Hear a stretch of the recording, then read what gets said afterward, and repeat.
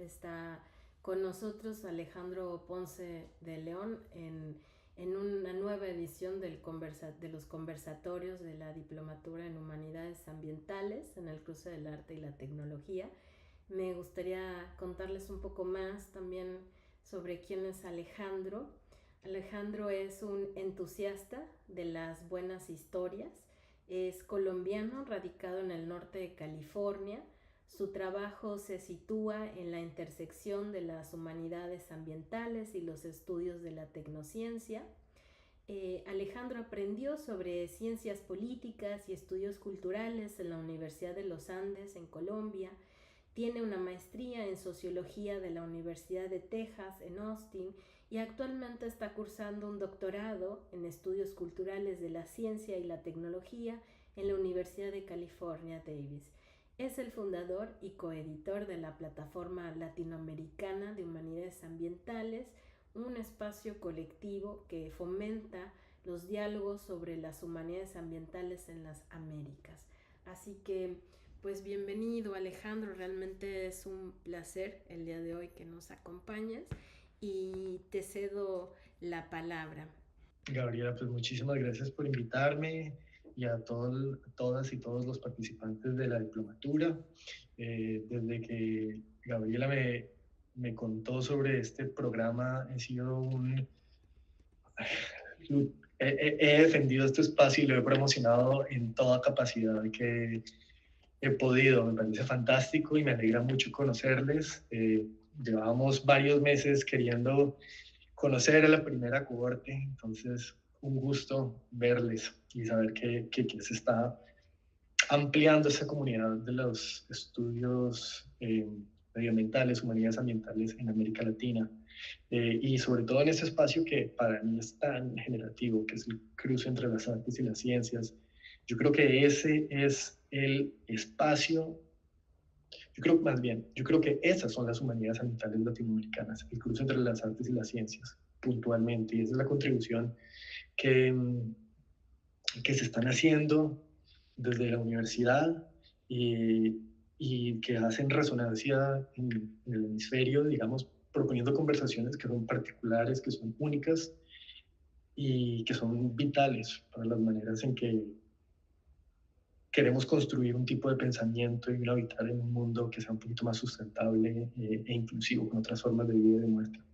Entonces, los quiero también felicitar por hacer la apuesta a este programa. De nuevo, gran fanático de lo que se está haciendo. Pues esta sesión la titulé como una provocación, teoría de la caída libre con ejercicios acompañantes.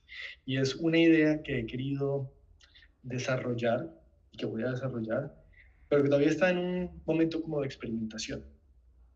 Yo les quiero contar un poquito más sobre qué es esa teoría de la caída libre, pero antes de eso quería contarles y leerles un capítulo o un pequeño poema relato en un libro de humanidades ambientales que hemos estado desarrollando con mis colegas de la plataforma de humanidades ambientales. Nuestros coeditores son Gisela Jefes, profesora en la Universidad de Rice, Carolina Sánchez, quien es coeditora de humanidades ambientales, Cristian Vázquez, quien ha sido una persona instrumental en este proceso de formar procesos, proyectos editoriales alrededor de las humanidades ambientales. Sale como con la editorial Urtimbres, que es precisamente creada para este tipo de proyectos, y es un librito de, si no estoy mal, 26 microrelatos, poemas, que tiene dos preguntas que a mí me interesan pensar y que yo creo que son bastante generativas al tipo de proyecto que queremos hacer en las humanidades ambientales. Y las preguntas son, de qué formas es posible recorrer el futuro? ¿Cómo podemos acercarnos a los objetos que le dan forma? Entonces la invitación de este libro, pues son varios y son varios objetos que nos ayudan a pensar el futuro y el presente a partir de su complejidad. Les quiero leer el mío, simplemente porque es el mío. Me siento en la autoridad de poder leerlo con tranquilidad. Y el objetivo de leerles este pequeño microrelato es para que pensemos como en esas complejidades que quiere abordar que quieren abordar las humanidades ambientales, que yo creo que exigen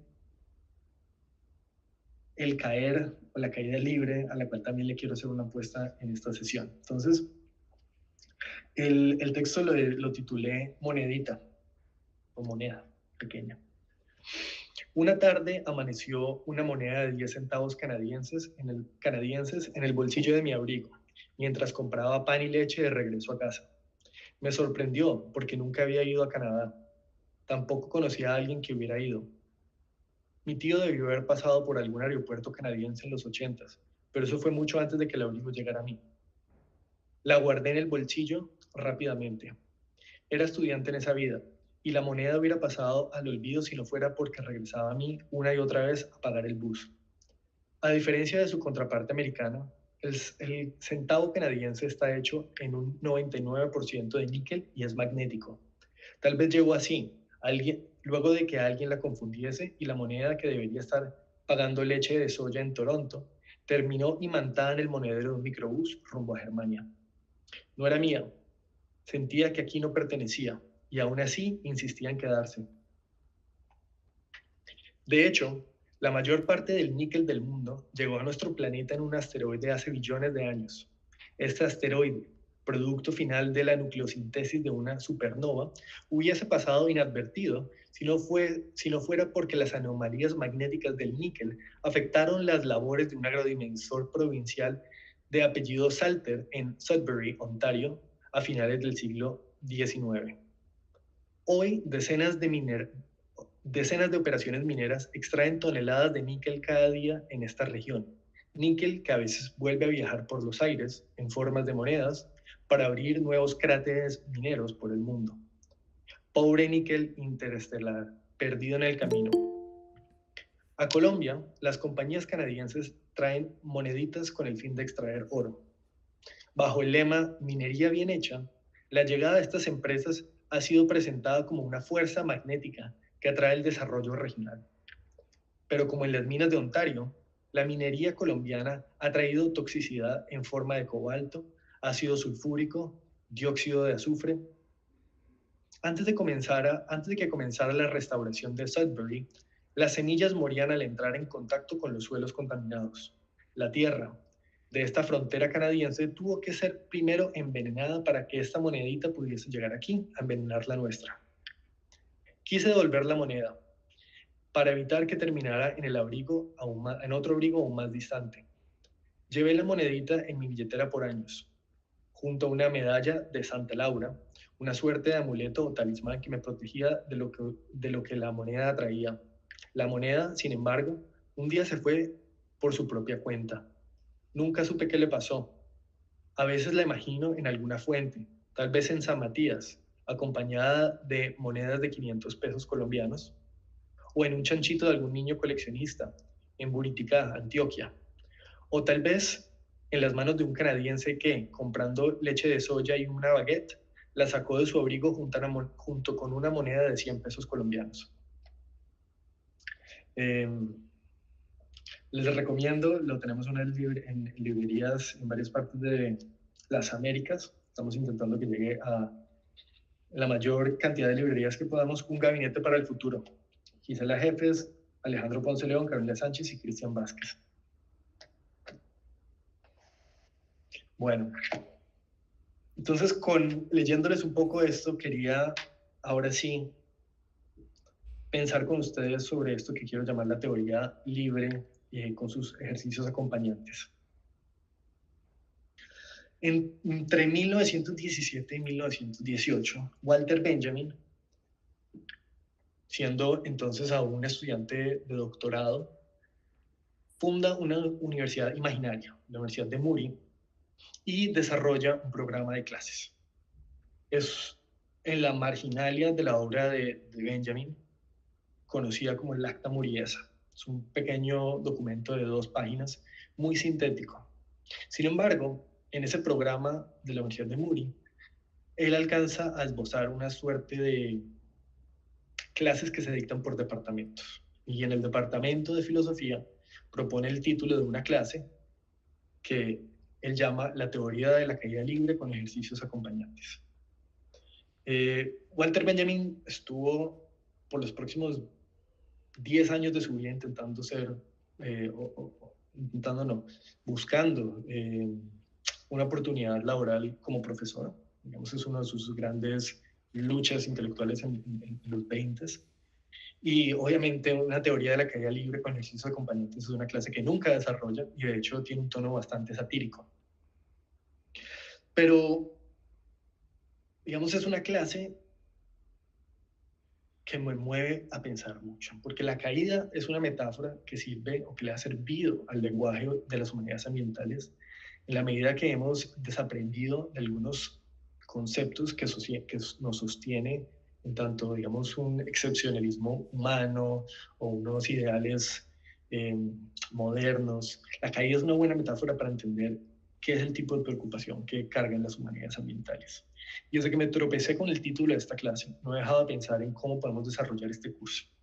¿Cuáles son los ejercicios acompañantes? ¿Cuáles son sus pedagogías? ¿Qué significaría aprender a caer libremente contra la Tierra? Hace unos meses, en un ensayo sobre la transdisciplinariedad en las humanidades ambientales, Jorge Marconi, una de las figuras más importantes, digamos, en este campo, en estas conversaciones, nos preguntaba qué es lo que las humanidades pueden hacer, además de dar testimonio, imaginar alternativas para otros tiempos. El trabajo, digamos, de Jorge está muy vinculado a las prácticas, el hacer de la resiliencia y su llamado de atención es muy interesante. Eh, porque nos está forzando realmente a entender qué es lo que estamos haciendo, cuál es la responsabilidad y ante esa responsabilidad qué alternativas o qué prácticas podemos ejercer para, digamos, afrontar las crisis que denunciamos una y otra vez como las crisis medioambientales. Y a mí me llama mucho la atención que en la pregunta de Jorge, él propone de una manera es el hacer, qué es lo que las humanidades ambientales pueden hacer. Y el hacer es una práctica, es un hacer práctico, que yo creo que es hacia donde quiero ir pensando y yo creo que sobre todo eso es como una de las grandes apuestas que queremos hacer o que se quiere hacer con el programa de la diplomatura. Deleuze y Guattari, los pensadores franceses, mientras plantean Mil Mesetas, en su trabajo Mil Mesetas, mientras plantean una lectura de los libros Árbol, hacen una anotación que me parece contundente. Asimilando el desarrollo teórico del psicoanálisis con la producción de imágenes del mundo, sugieren que este tipo de práctica opera como un calco, hacer una copia al infinito de una imagen original. Desarrollo teórico del psicoanálisis, me repito, como un calco al infinito de una imagen del mundo. Y ellos al calco le oponen otra imagen, la imagen del mapa. Que a mí me gusta entenderlo mejor como el hacer cartográfico. Y digo el hacer cartográfico porque lo que el mapa implica no es calcar la forma, es hacer, es hacer rizoma, es abrir, es producir diferencia, es rastrear. Ellos lo dicen de la siguiente manera, un mapa es asunto de performance. Un mapa es asunto de performance. El calco remite a una supuesta competencia. Entonces ahí voy construyendo algunas densidades, el hacer, el performance, en oposición, digamos, a las competencias, a lo arbóreo, a la pregunta que nos está haciendo Jorge sobre la transdisciplinaridad, ¿qué estamos haciendo? Las humanidades ambientales nacen en el mundo académico como un híbrido que contiene o que captura conversaciones subdisciplinarias habitualmente marginales al amplio contexto académico. Cruzan y fomentan diálogos que se preocupan por el presente medioambiental y articulan conversaciones desde la ecocrítica, la fenomenología queer, la ecología política, la economía política. Y digamos que varias de las preocupaciones de las humanidades ambientales tienen que ver como nos sostiene Jorge Marcone, con imaginar nuevas sensibilidades, imaginar políticas y éticas medioambientales para mundos futuros. En el campo de las humanidades ambientales nace sobre todo en el norte global. Eso es algo que tenemos que tener presente. A mí me parece que tenemos que tener presente. Y lo digo porque es que yo creo que las humanidades ambientales en América Latina llegan por otros caminos y tienen otras preocupaciones y otras urgencias. Sobre todo, una de las cosas que a mí más me interesa pensar en las humanidades ambientales en América Latina es que llegan de cierta manera a través de escuelas de arte. Escuelas de arte que la preocupación no es con necesariamente solo con el pensar, sino con el hacer. Cómo hacemos prácticas, cómo producimos objetos, cómo producimos sensibilidades. Son preocupaciones para abrir, no para generar calcos, sino para hacer mapas.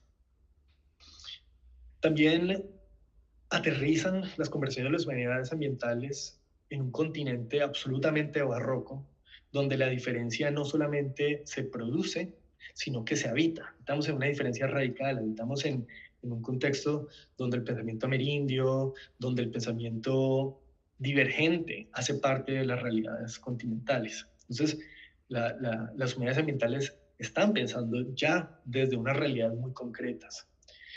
Y tercero, y pienso desde Colombia, las humanidades ambientales de América Latina no imaginan futuros y políticas, futuros políticos y éticas futuras, sino que tienen que pensar en políticas y éticas para el presente, para unas políticas de vida, donde nosotros no es un imaginado, sino que ya estamos involucrados. Y con ello quiero pensar, por ejemplo, en el asesinato de líderes medioambientales en América Latina.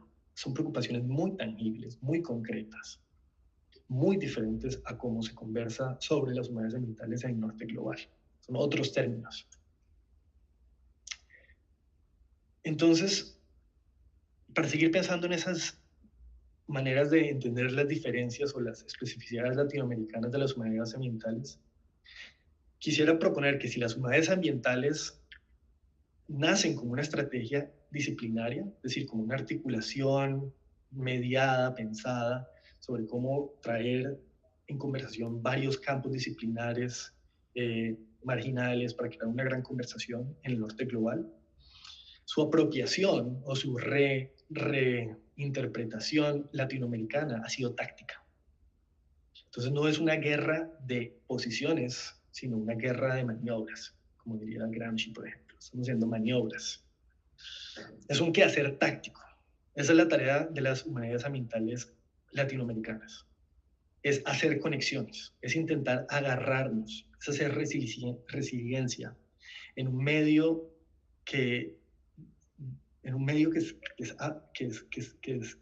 caracterizado por una debacle, que lejos de ser imaginada, tiene efectos materiales concretos sobre los cuerpos que habitan el continente, de nuevo, sobre los defensores de los medios medioambientales que han desaparecido, sobre los ríos que mueren y con ellos se llevan mundos enteros. Entonces, cuando pensamos en políticas de vida y de muerte de las humanidades ambientales latinoamericanas, estamos pensando en maneras de sobrevivir el presente, no en futuros.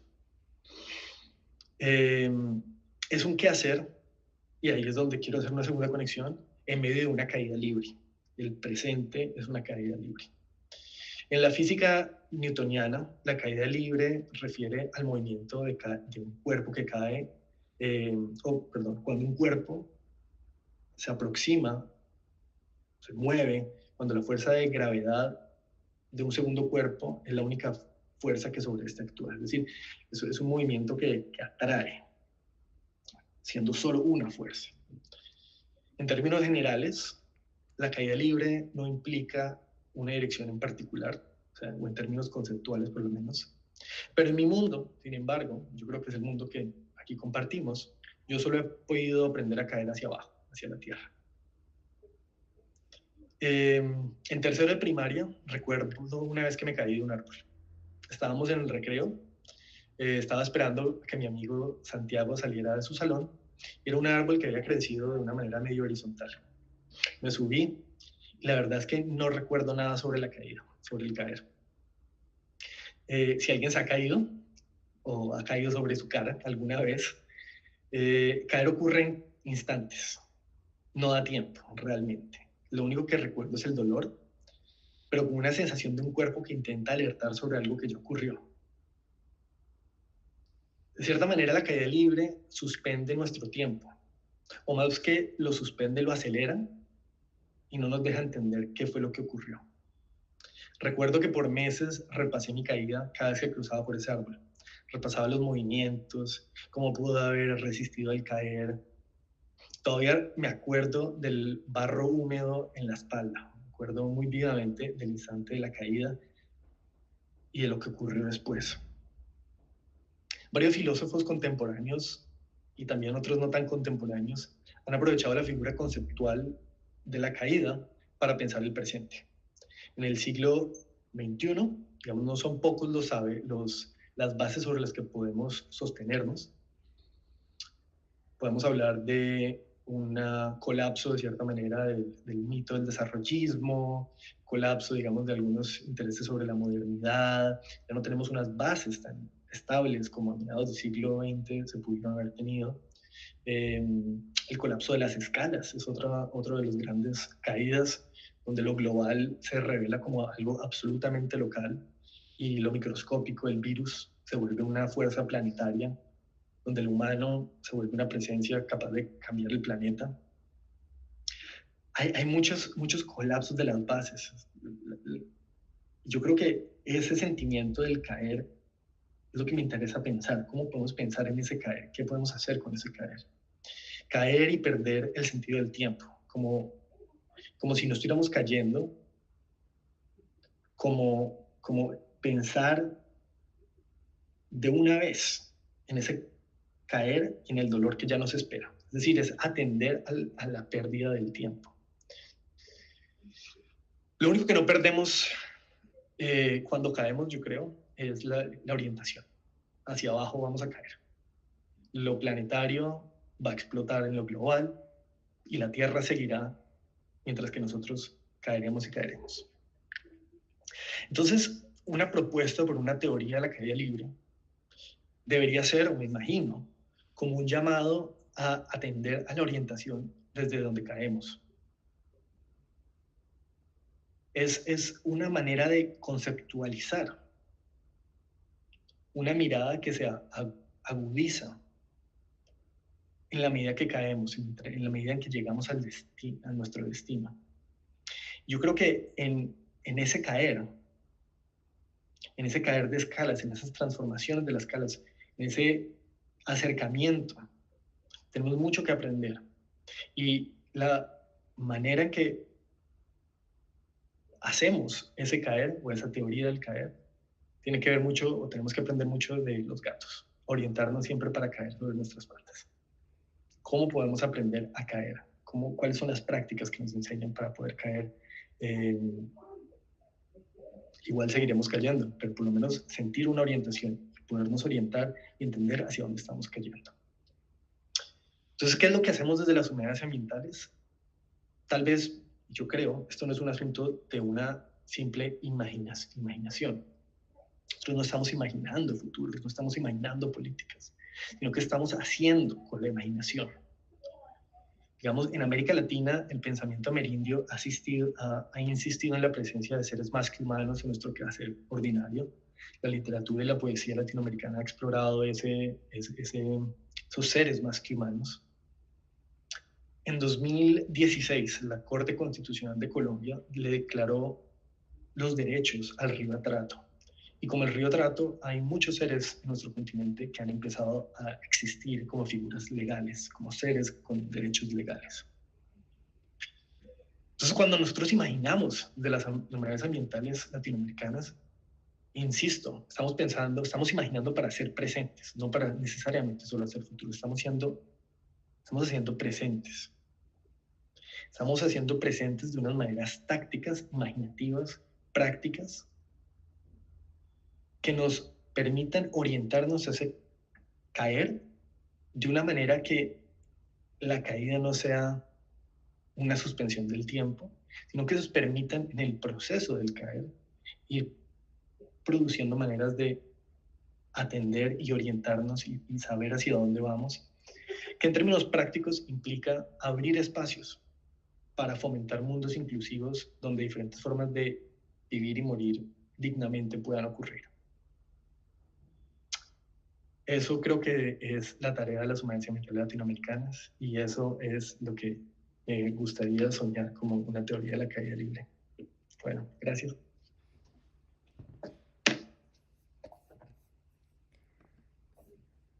Alejandro, muchas gracias por tu presentación. De verdad muy conmovedora en este ejercicio de pensar nuevos rituales, ¿no? De vivir y morir juntos, ¿no? Y también de retraer dignamente, ¿no? Las vidas, porque estos fenómenos de caída, y si no podemos reubicarnos, estamos perdiendo vidas, ¿no? Lo contamos, o sea, la pérdida de las humanidades ambientales o de esta crisis sí se cuentan vidas, muchas de ellas son vidas humanas, pero también de vidas no humanas, ¿no? Así que muchas gracias.